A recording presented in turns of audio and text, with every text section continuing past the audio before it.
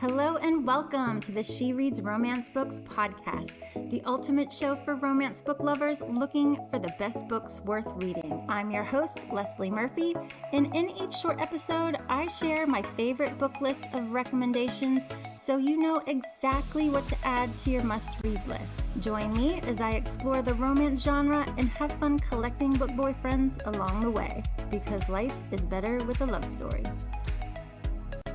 All right. Hello, readers. Welcome to the She Reads Romance Books podcast. As listeners, you cannot see me, but right now I have a really huge smile on my face because I am beyond excited to be talking with my special guest today, a romance author who had me flying through like 600 plus pages in a day reading her latest book. It was so good. And this book is The Games Gods Play, which is out now and is definitely, I think, one of the best romantasy reads of 2024. So here to talk about that book is the author, Abigail Owen. So welcome, Abigail. No, thank you so much for having me on and for that really nice intro. Well, it probably could have been better, but worth all the accolades. So happy to have you here and to talk about this phenomenal book. But for those who haven't yet had a chance to read it, can you sort of give us a quick summary about The Games Gods Play? Absolutely. So the whole world is built around the premise that thousands of years ago, the Greek gods got sick of Zeus being king of the gods and kicked him off his throne. And that pretty much kicked off a war at the same time that eventually led to the leveling of Olympus, and that devastated them so much that kind of in response to that, they implemented something called the Crucible. So every 100 years, the Pantheon, the main 12 gods of the Pantheon, pick a mortal champion, each of them, to play in the Crucible, which is a series of 12 games, one each god comes up with, that may or may not be deadly. And the mortal champion who wins, their god or goddess becomes the king or queen of the gods for the next 100 years. But this time, Hades, who has never played in the games because he's king of the underworld, so why would he bother with that business? But he's done standing on the sidelines. He's decided to step in for whatever his reasons may be, and he chooses a poor first office clerk who belongs to the Order of Thieves as his champion, and then shenanigans ensue. Yes, shenanigans. And I tell you, I think you were like, who is this person like bugging me on Instagram? I was like, oh my gosh, from the word go, like the first page, I was like, this book is so good. I'm like flying through it. But you are, a well-known paranormal and romantasy author. But what inspired you to start this series about the Greek gods and the mortals that they play with? Yeah. Was this the first time that you've done Greek gods or no? My first time with Greek, well, sort of. I've got a demigod novella out there that's part of my Dragon Shifter world. So I have dipped my toes in that area before. So this one, it was not a lightning strike of an idea, believe it or not. Although now that it's all put together the way it is, you would think it would have been. It actually started out, I was writing the third book in my Dominion series, which is just an epic fantasy, and it's got its own system of goddesses. And I was thinking, I think I'd really like to explore the goddesses and their powers and what that looks like. But then I got the idea for the trials aspect of it and was like, okay, well, that doesn't fit my goddesses world that I've already built. And so I was like, oh, shiny new story. And then initially, I actually didn't start with Greek gods. I was going to build my whole epic fantasy world all by itself and entirely base it on the Greek gods. And the more I started playing with just kind of the behind the scenes of that, of like figuring out what those gods were going to look like and what that world was going to look like, I was like, no, this needs to be Greek gods. I just love them too much and it's just too perfect for the story not to do that. And I was still noodling over that idea when I happened to pitch it to my editor. And so when I pitched it to her, I didn't tell her what kind of gods until the end of the pitch when I said, I can do Greek gods or I can do epic fantasy. What are your thoughts on that? Because I'm happy to go either way. And I was very, very happy that she picked Greek gods. I am too. So do you think you could kick some like major butt on Jeopardy in the Greek mythology category after all this? Yeah, actually, I play Jeopardy every single night with my husband. That's what we do at dinner time with the family. I love it. I do know that I'm good at the Greek gods. Question. Because you do, it's not even just the Pantheon, the 12 and 13 of them, but you pull in a lot already in just this one book. So I'm like, all right, she did do some major research to keep Oh, everybody I've straight. oh, yeah. Oh, so a lot of them already live rent free in my head. I think I've been fascinated by the Greek gods and their myths since I was a kid. Actually, I can tell you it started with Clash of the Titans, the original movie from the 80s with Harry Hamlin. And then I remember doing units in school where we learned more about the Greek gods. And then I would check out books that, were all Greek gods. And of course, got really into Percy Jackson as soon as those came out because Rick Riordan is just incredible. And that world he created is incredible. And so they've always very much been in my head. And for some reason, I remember like the smaller details of it. I did still have to do quite a bit of research with this, but that's kind of how I do my world building is I look for the things that fit the world that I'm building, if that makes any sense. So for instance, at one point I'm creating Dionysus's bar in Olympus and I knew that I needed a barkeep and I was like, what god would be fun for the barkeep and ended up with Lethe, who's the goddess of oblivion. So I got to look up some of it and I was not familiar with Lethe before that. So that was kind of cool. Yeah, it was a perfect pick. That's awesome. Well, I felt like throughout the whole book, you had these intricate details, not just of different gods and goddesses, but and it just sort of flowed. It's not like you were just packing it in, right? So I was like, wow, like this is really incredible at how much she is able to share and yet make the story flow at such a Right. great pace. So Rather than yeah, just being like, here's the whole big world. The right. world building is by far, other than the characters, probably my favorite piece of doing fantasy writing. And every world I get to build, I like, for some reason, they just get bigger and bigger. You have to actually trim me back quite a bit. Oh yeah. Yep. That's probably a better problem to have though. Yeah. To I'm feel like, that. well, I'll just pack it all in there and you tell me what you don't want. Right, exactly. Well, then maybe I'll jump to that. Like, so how many books this is gonna be a series, right? Series. At the So moment, I'm planning a trilogy for Hades and Lyra. If I go beyond that, I will probably do spinoffs. okay, But nice. this world is already so much fun to play with that I'm like, yeah, I've already got ideas for spinoffs. Perfect, perfect. Well, let's talk about Hades. Okay, so I loved your portrayal of him and his character, but why do you think he is going to be readers', next favorite book boyfriend? Oh gosh. Well, first of all, it's Hades, so it's kind of hard to go wrong, especially for the readers that love those, morally gray with lots of, dark powers. I'm going to burn down the world for you kind of heroes. So he already comes packed with that. I feel like just automatically. What I really enjoyed playing with Hades was that with Lyra, you get to see more of who he is as a god. I think in private, if that makes any sense. Yes. I think maybe one of my favorite scenes, and hopefully this isn't too much of a spoiler, is shortly after one of the games, there's kind of a tragedy, and she's yelling at him about, like, you guys don't, the gods basically don't care about us mortals. You just think of us as toys. And he was like, well, the other gods look at you like butterflies, something that's beautiful, but that's temporary, here and gone too fast to get attached to. And she says, well, you said the other gods. And he says, well, I'm the god of the underworld. All the souls come to me eventually for the rest of eternity. And she was like, oh, we're not butterflies to you. We're eternity. And to me, that's encapsulated so much of, I think, who people forget he is. They're so focused on how scary death is. And I think of the underworld as just the punishments piece of it and forget that there's also the beauty of an afterlife element to it. And that he's responsible for all the souls that come to him. So that's a huge responsibility that I think we see him accept kind of readily. Yeah. And I think how you had their sort of forced proximity situation that you could flesh out those more human sides and a side that we don't typically see, or I've never really read in books, that he is this just, he's had this air of mystery, of course, and he's a loner, but yet he was very kind and would let that show every now and then, which was awesome. Yeah. Yeah.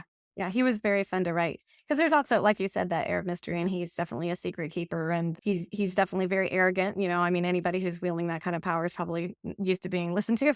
And so, Right. Right. so that made their dynamic a lot of fun to write. But it is funny how I think readers do have this thing for Hades in general. Like, forget about Zeus, the supposed king of the gods. Like, man, who cares Yeah, about? no, let's go Like, with death, please. you mean, yeah. So already you're like batting a home run with having him as your hero of the story. Thanks. And so while I loved him, though, oh my gosh, Lyra, like she is just this feisty heroine with sass, and I loved her from the first line of like the prologue. And I was like, "Oh, this is a woman I am going That to." first line sets the tone pretty well. Did you have so much fun writing her, or did you base her on any ideas or? I had such a blast writing her. So almost all my heroines are some form of sassy and fiery and they're very much my how I wish I could be in the world, if that makes any sense.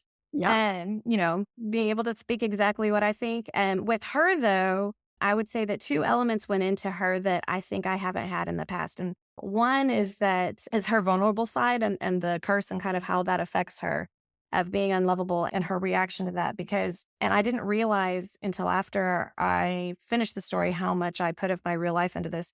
So my daughter, and she's given me permission to share this, as was going through she's autistic and was going through something called autistic burnout, which looks a lot like very severe depression and anxiety. But watching her navigate that with humor and kind of a fuck you world kind of way was, I think, really fed into a lot of Lyra's attitude. So that was one element. And then the other element was I happened to go to a workshop, and I can't remember what author said this recently, but they said it's just one of those writing advices things that I went, okay, I'm going to take that and run with it with this character. And it's that if they think it, they can say it out loud. And if they can say it out loud, they can say it to the hero, and then they can fight about it. And I pretty much took that and ran with it. She does not hold back her thoughts. She has no filter whatsoever. So, and that was really fun to write. Yeah, she doesn't care if a god can throw a thunderbolt at her. She's gonna say what's on her mind, Yeah, right? she's just kind of got a nothing left to lose. So, what are you going to do to me, really? Attitude. Right, exactly. And plus, I just love, the heroines who have the odds stacked against them, right? So they're so easy to root for. Yeah. But I think it was her ability just to, say what was on her mind. And so there wasn't a lot of like second guessing between her and Hades either. They just sort of said it, which I like. Yeah. Yeah. If anything, he's the more second guessing just because of the secrets that he tends to hold so close to the chest. So, like, yeah. Yeah, Lyra's funny. And she's definitely, I guess you could say a lighter version of what goes on in my own head in terms of my running inner monologue. Mine's a little, I don't know, meaner maybe. And so, yeah, being able to write her with that humor just was that was a joy. Fun. Yeah. And what made you come up with her curse? Because that was pretty Her awful. curse, that was really fun. It was one of those things where I was like, okay, we don't want her to be, because I like very badass heroines in general. I like them to be able to stand up for themselves and fight for themselves, et cetera. But I particularly like it if they're starting from a place where they are on the back foot. And it was like, how much on the back foot can we get with her? And then the way, and I don't want to spoil it too much, but the way it ties into the ending was also a part of it. It was like, okay, how can I create a situation for her where not only does it just suck, but how do we, tie it to that finale? Even just making her like a thief and just setting up that at the beginning and how her role in there together but separate. Like I was like, this is really fascinating. And how is that going to play into the book? And yeah, really, really cool. And I have a feeling, those people in the newscasts, hopefully maybe we'll see them again. Later books, we might. We'll see. We'll see. But so Hades and Lyra loved them, loved the gods and goddesses, but even all the other secondary characters, like the other, champions that are participating. And some of them, you come to find out their reasons for participating, all just like juicy nuggets to like sink into this story. But I think Cerberus and Charon may be my favorite. Yeah. Yeah. I have realized, so Cerberus was hilarious to write, and him having 3 different personalities with each of his, he was a lot of fun to write. I didn't realize until somebody pointed it out to me recently that I like to write incredibly dangerous pets. Apparently, That's a thing. Yeah. yeah, and of course we can't not have Cerberus with Hades' No, story.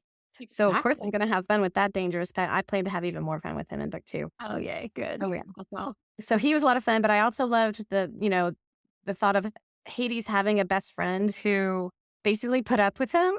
yeah. And so Charon was a lot of fun with that as well. And then the other champions, I'm a huge fan of the found family trope. I've had several found families and throughout my, life over time and different stages of life. And I love that so much. And I don't love characters being kind of just paper characters or just placeholder characters.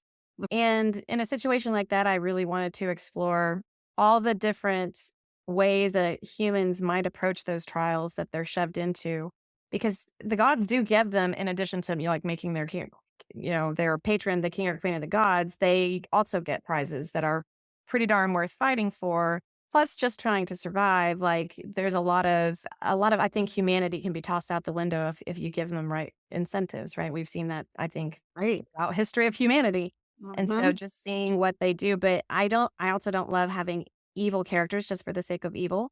Mhm. And I always want there to be a reason, like even Zeus, we won't find out probably until book 2. I'm still noodling on exactly when I'm going to reveal his backstory, but there's going to be reasons for the way he is the way he is. Perfect. Awesome. Well, and then coming up with the labors, like, did you like have this huge long list? Like, oh, now I got to pick like the best ones, or was it hard to come up with those Oh ideas? gosh. I had so much fun with those and like so much fun with those. That was one of those things where each god comes up with a labor. And so I really had to think about each labor in terms of the god that was creating it, what their powers were, what their focuses were in terms of what kind of they control. But also, we section out the champions and the gods into the 4 different groups of, mind and strength and courage and heart. And so it was like, okay, but I want to make sure that the labor fits in with those.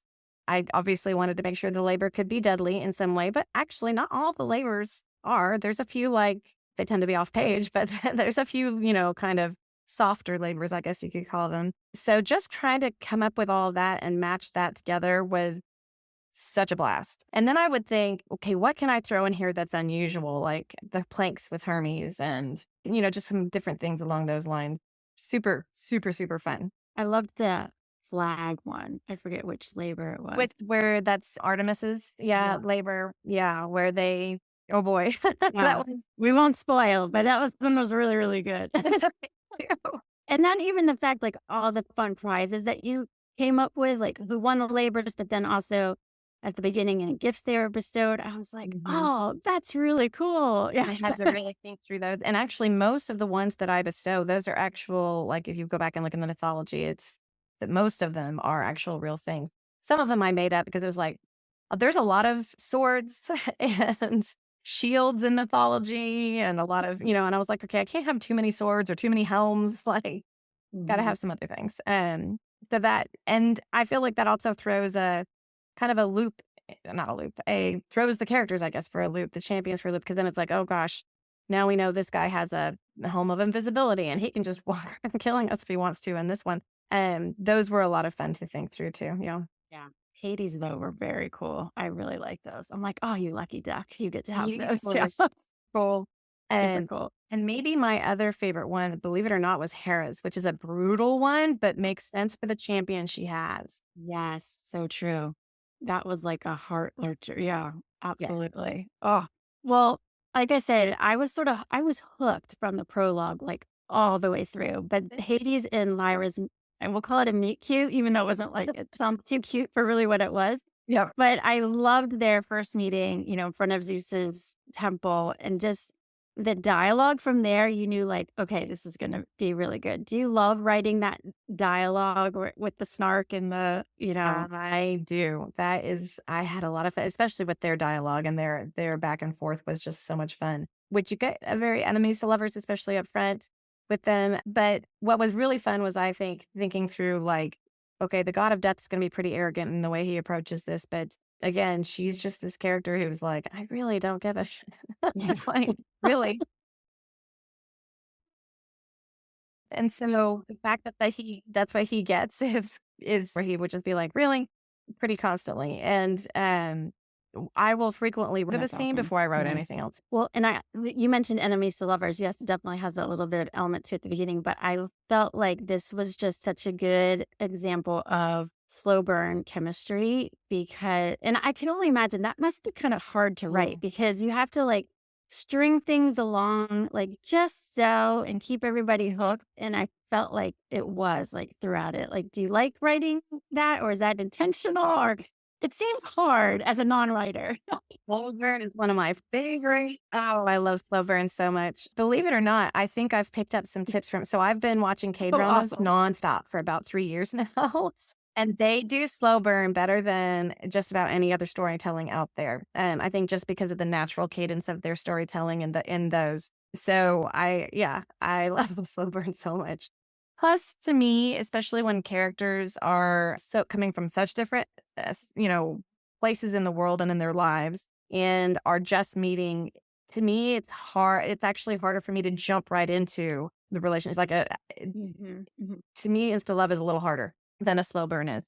And this might even still be insta love just because it happens so fast, but it's slower over the pages. And so that's because I really do want them to build that trust with each other and build that connection with each other before we get there, Yeah, no, rather than exactly. kind of just fall into it. And there Mm. is some spice, we'll say, in this book. I actually had one when I posted up my review, someone was like, "Oh, well, how would you like give the age rating?" Because I have a daughter who loves Greek mythology. And I said, 2 chapters I might just mark, but otherwise I'm gonna let my tween daughter read it because she loves Greek Mhm. mythology. But do you like writing steam? I mean, I'm someone who loves the steam in the books, but is that just a extra fun part to write?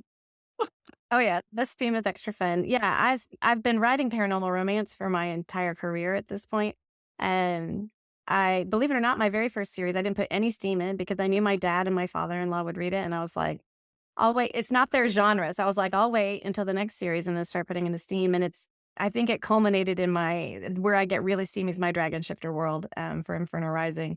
So I have all levels. And then I write like my Dominion series is technically YA, but really it's upper YA. So still 18 up. Because it does similar to game. It's a little hotter than, no, sorry. Games Gods Play is a little hotter than the Dominions, but it still has on page. So and I read everything. I read sweet, sweet, sweet, where they practically don't do more than hold hands to, I mean, Omega verses. Like I go all the Yeah. way through a spectrum as a reader. So yeah, I love putting that in Right. there. And not just for the sake of this theme. To me, physical intimacy is very much a part of a romantic relationship, and how that more or the way in which that manifests to me is very important for how they develop as a couple. So Yeah, absolutely. Well, loved yeah. it. Keep it going. And I'd also say what I particularly loved about this book when I finished it was that, sometimes with fantasy series, like book one is just a massive world building and you're just getting into the story, where I felt Mm. like this was like a complete book, full story. And yet you're like, okay, when's book two coming out? Because I want it so much. So I really thank you. And I appreciated that Yeah. so much. Did you set out for it to be that way, or? I did. I very much set out for it to be that way. And in fact, this was the first book. So I was just, like I said, I was coming right off my Dominion series. My Dominion series I wrote very differently, where that book is definitely meant to be read in the 3-book order. And while there's some conclusion to the story, the overarching plot really does run the full 3 books. And so I really wanted a series where each book was, Mhm. for the most part, self contained, a little more Percy Jackson, a little more, I'm trying to think, Harry Potter style, where, yes, there's an overarching plot, Yeah. but like this part has Yes. been solved now.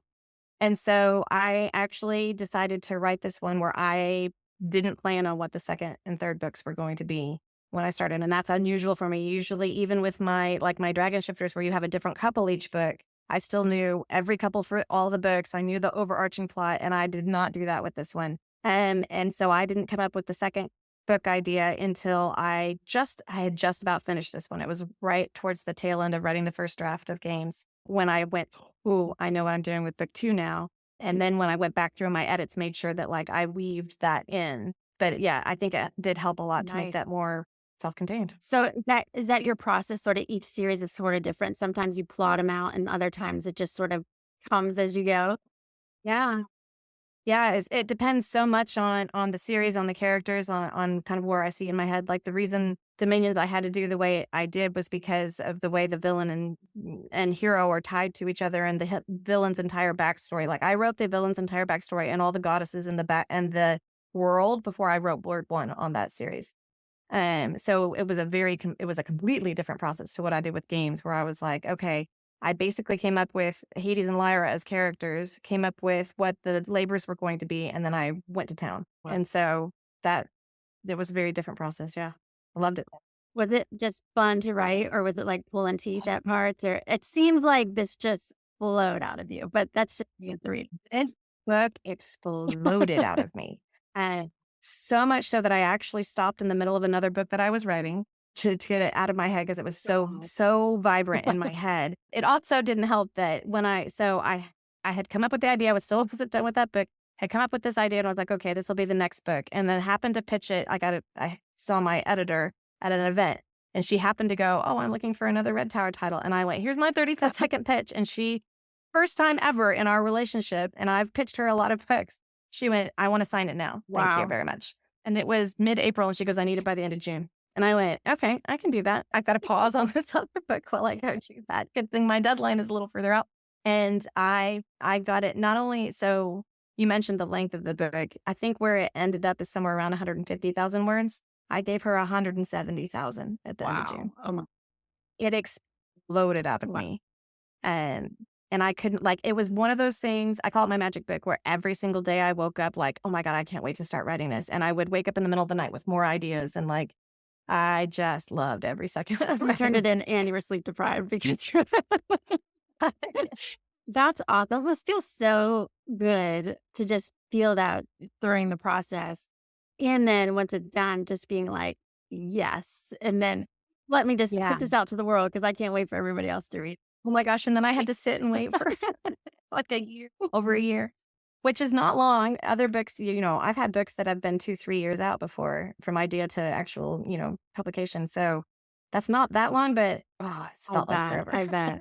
Well, and do you like, or does it bother you that some people are like bringing up other comparisons, like, oh, if you love Percy Jackson and Olympians, you will love this, or the Hunger Games, because I've used that to be like, oh my gosh, like, please read this, because if you love those, you're just going to devour this. Even like Fourth Wing, I think people are going to like eat it up. Like, Oh, thank you. No, to me, that's an honor. Just being able to be compared to such fantastic books that I love, that's a huge honor. And if it gives readers just a quick like flash of like, okay, this is something similar to what you can expect, that to me is just helpful as a reader. Like I do that all the time as a reader. It's like this and this. exactly. But yeah, just to even be in the same sentence as those books is incredible. Well, now the book's coming out. Are you going on tour, or what's that all going to be like? I am. I'm going on this, my first ever like official book tour, which is Exciting. incredible. Yeah, very exciting, super exciting. So I'm doing both a US book tour and a German book tour. I'm so darn excited. The US one is kind of spread out over September, October, and a little bit into November. And then the German one is for a week in September. And so it's kind of sandwiched in the middle of those. I get to go to Germany. So yeah, it's all the events are on my website under my events tab if anybody's interested in seeing me somewhere. But yeah, so excited. Oh my gosh. Perfect. Well, after we read The Games Gods Play and we're like dying for book 2, tell us a little bit about where we should start on. You mentioned the Dominion series, because now I'm like, okay, after finishing this, I was like, I need to binge read her entire catalog. Because it's incredible. Thank you. So where should readers start? What's your suggestion? So I think it depends on what heat level Okay. you like more than just about anything. So if you like slightly lower heat, like I said, it was upper YA, so it still has heat on the page, but it's really meant for 18 and up. The Dominion series is really good. That series it's a trilogy. The last book comes out in November, so it's almost done. And that one, I based it on a really obscure Hans Christian Andersen fairy tale about a man who sheds his shadow, and the shadow becomes real, kills the man, and takes over his life. And I thought, there's my hero and my villain in the same guy. And then of course the heroine has to match that energy. So she is she's a twin princess, but she is actually the hidden princess who is the decoy and body double for her sister. So the shadow hero kidnaps who he thinks is the, true princess, and he gets the decoy on accident, and more shenanigans. So that's that one. And then the Inferno Rising series is very adult, very high heat. It is dragon shifters and phoenixes and a whole world of dragon kings, I guess you could say, set in a modern world that humans don't know about, that they exist. So yeah, those are the two that I would try Nice. first. the dragons, actually, there's 3 series set in that world that are all, there's a reading order Okay. on my website because they're actually concurrent. I actually wrote the books in backward order so that I could incorporate what happens in the book that comes before each one in the next book. Like, it was Oh, one of those awesome. wacky way to write a series, but if you read them both together, it's like 10 books. And then there's another series called Brimstone Ink that's set in the same world. That's just novellas for fun. So what's like percolating next in your head? You think you've done dragons, you're in Greek mythology. Well, hopefully book 2 will be next, but Oh, yes. percolating in your head. Yeah, working on book 2 right now. And then, of course, I've already got an idea of where I want to go with book 3 because it's naturally there. Although I'm trying to do the same process where I just focus the story on book 2 and then I'll figure out like the details of book 3 afterwards. And then maybe incorporate that through the edits. But after that, I haven't decided. I have a couple of different ideas. There's some things that I haven't tried yet. At this point, I am 3 pen names, 12 years, and 50 books into writing. And in the paranormal space, I think I've tried just about everything because I've done dragon shifters, wolf shifters, mountain lion shifters, witches, now Greek gods. I've done, the high fantasy with shadows and princesses and kind of X-Men style characters. So I would love to do something with elementals maybe at some point. I would love to do some kind of chosen one, but flip the trip on its head one. So those are percolating in the back of That's my head. awesome. Oh my God, 50 books. That's incredible. Like, what a feat. I'm very impressed. You are. I love what I do. I will say that I, at one point, bit off more. It's not that I bit off more than I could chew. It's more like I wanted to say yes to all the things. And so I burnt myself out pretty darn hard. And Games Gods Play was the book that pulled me out of that. Oh, I'm so glad. I love it. So is there anything else readers need to know about this book? I mean, I can't believe we haven't convinced them yet to go out and buy it. But anything else you want to share? Or otherwise, you can tell us where we can find you online. Sure, I'll do both. So I would say, in addition to, I think it being a really good story, the hardcover comes in a deluxe limited edition that has the most beautiful artwork. The sprayed edges are incredible. The foil under the book jacket is incredible. The end papers are incredible. Like, the map inside is incredible. Like, the art department at Red Tower just blew this thing out of the water. It was like all my author dreams wrapped up in one book. I can retire happily. And it is a limited edition. And I can tell you right now that from what I have heard from my publisher, they're going so fast that you better grab them if you want one with the sprayed edges. Perfect.